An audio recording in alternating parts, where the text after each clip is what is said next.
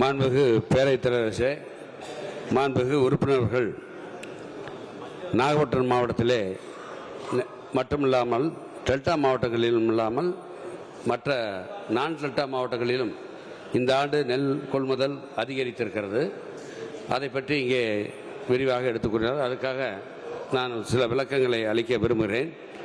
மாண்புமிகு முதலமைச்சருடைய அரசு பொறுப்பேற்ற முன்பு இந்த ஆண்டு குறிப்பிட்ட நேரத்தில் மேட்டூர் அணையிலிருந்து 12/6 குறுவை பாசனத்துக்காக 12/6/2025 தண்ணீர் திறக்கப்பட்டதாலும் ஆறுகள் வாய்க்கால்கள் முறையாக தூர்வாரப்பட்டதாலும் குறுவை திட்ட தொகுப்பு பரவலாக விவசாயிகளுக்கு விநியோகப்பட்டதாலும் டெல்டா மாவட்டங்களின் குறுவை நெல் சாகுபடி ஆனது சென்ற ஆண்டு 3.5 லட்சம் ஏக்கர் இருந்தது.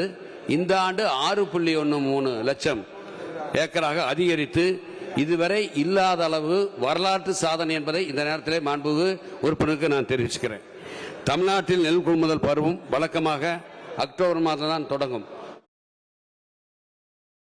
மத்திய அரசின் அனுமதி பெற்று செறிவூட்டப்பட்ட அரிசி விநியோகிக்கப்படுகிறது என்று அமைச்சர் சக்கரபாணி தெரிவித்திருக்கிறார்.